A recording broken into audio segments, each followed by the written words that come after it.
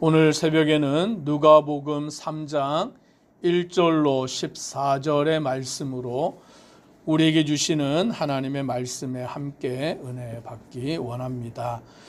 오늘 본문의 말씀은 예수님이 이제 공생애를 시작하시기 직전 30세 가량 되셨을 때의 말씀입니다. 누가복음 2장에서는 예수님이 탄생하실 때를 기록하고 있는데, 예수님이 탄생하실 때 그 당시에 로마의 황제는 가이사 아구스도가 초대 황제가 되었고, 구레뇨가 수리아의 총독이 되었다라고 누가는 기록하고 있는 것입니다.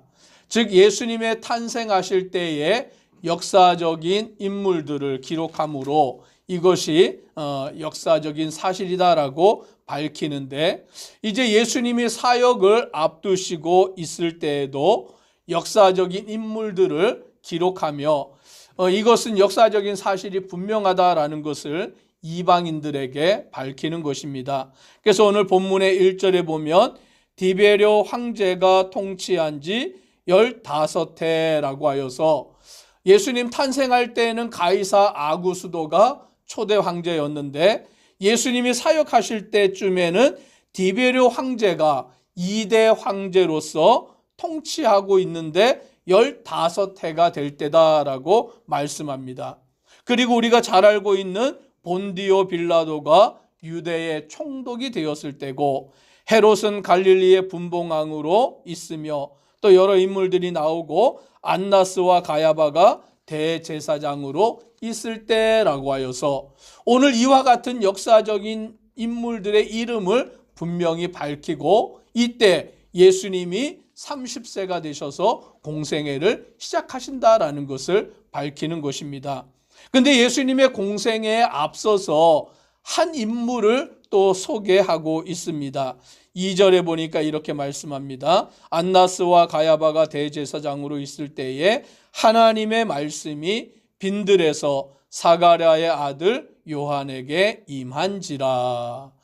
요한, 세례 요한이 등장하고 있습니다.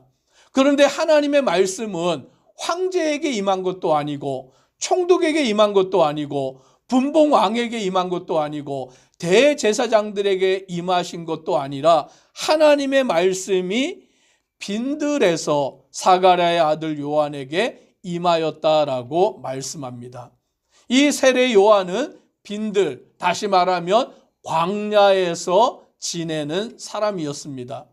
그는 가진 권세도 없고, 그는 가진 명예도 없고, 그는 가진 돈도 없고, 세상에서 자랑할 것이 없는 자이지만 빈들에서 광야에서 하나님의 말씀을 듣고 그 말씀을 사모하고 말씀대로 살아가는 주의 종인 줄 믿습니다.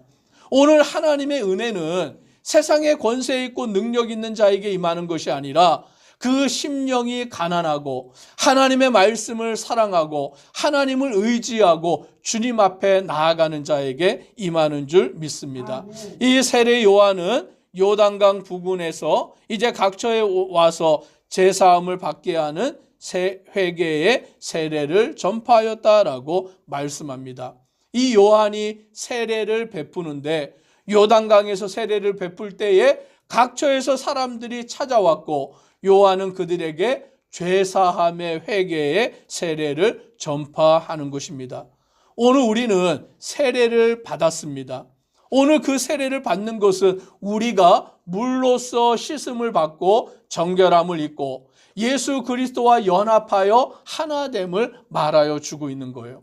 오늘 요한은 세례를 베풀면서 그 이스라엘 백성들에게 회개의 세례를 전파하였다라고 말씀합니다.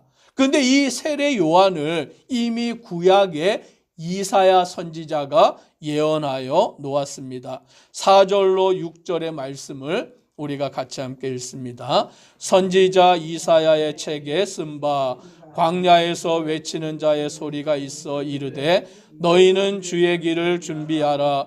그의 오실 길을 곧게 하라. 모든 골짜기가 메워지고 모든 산과 작은 산이 낮아지고 굽은 것이 곧아지고 험한 길이 평탄하여질 것이요 모든 육체가 하나님의 구원하심을 보리라 함과 같으니라. 아멘.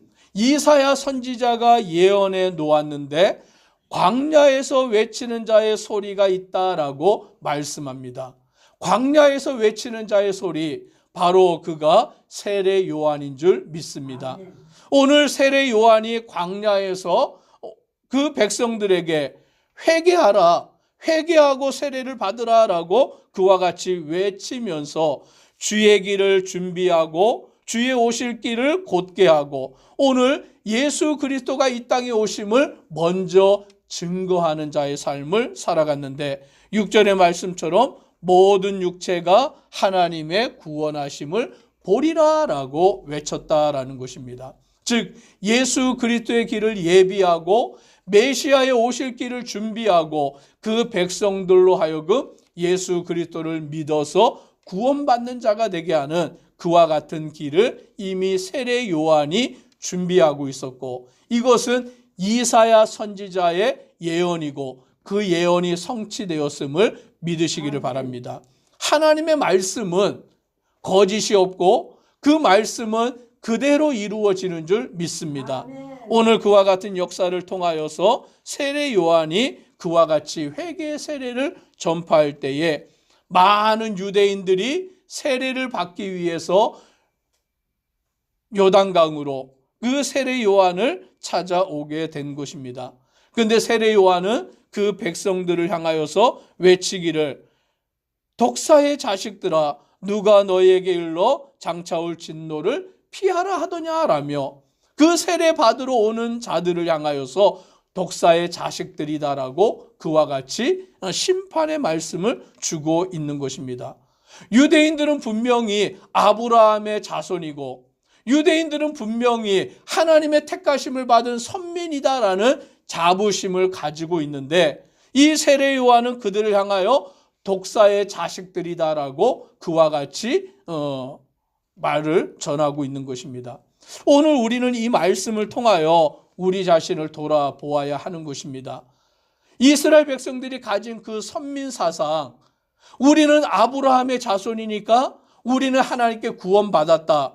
그와 같은 마음을 가지고 그들이 살아가는데 세례 요한은 아니다라는 거예요. 너희는 독사의 자식들이다라고 그와 같이 말하고 있는 것입니다. 왜냐하면 그 마음에 진정한 회개를 갖고 있지 않기 때문이다라는 것이죠.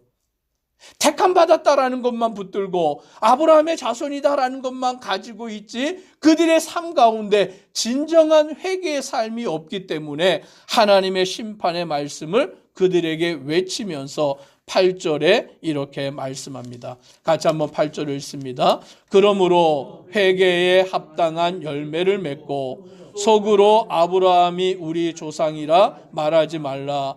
내가 너희에게 이르노니 하나님이 능히 이 돌들로도 아브라함의 자손이 되게 하시리라. 아멘. 세례 요한은 그들을 향하여서 회개에 합당한 열매를 맺으라라고 외칩니다. 오늘 우리가 회개에 합당한 열매를 맺는 자 되기를 주의 이름으로 축복합니다. 오늘 우리의 삶 가운데 내가 예수를 믿고 예수를 따라간다라는 삶이 무엇이냐? 우리의 삶의 진정한 회개를 통하여서 주님을 섬겨 따라가는 자의 삶을 살아가는 것입니다.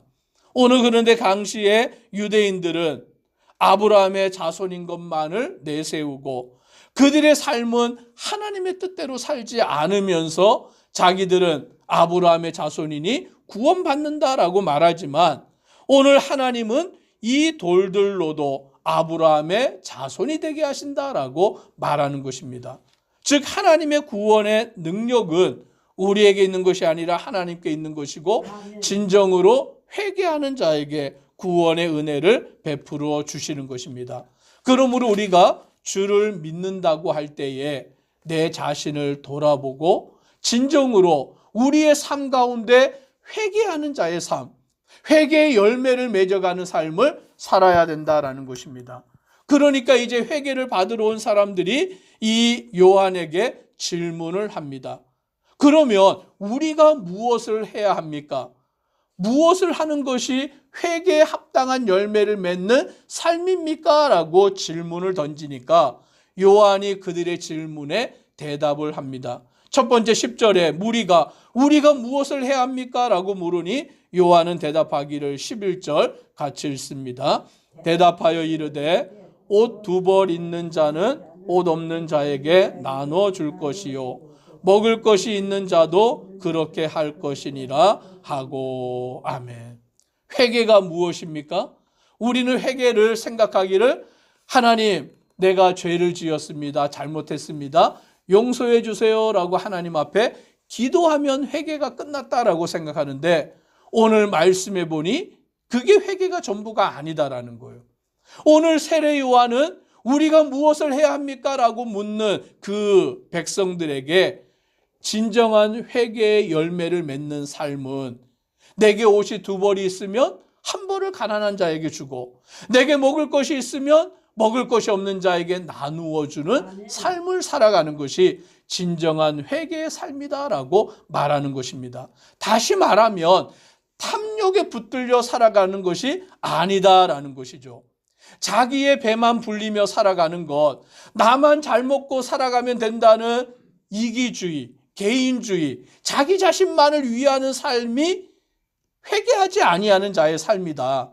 회개의 열매를 맺는 삶은 나뿐만이 아니라 다른 사람을 돌아보아 내 이웃을 내 몸과 같이 사랑하는 것이다라고 그와 같이 말씀해 주고 있습니다.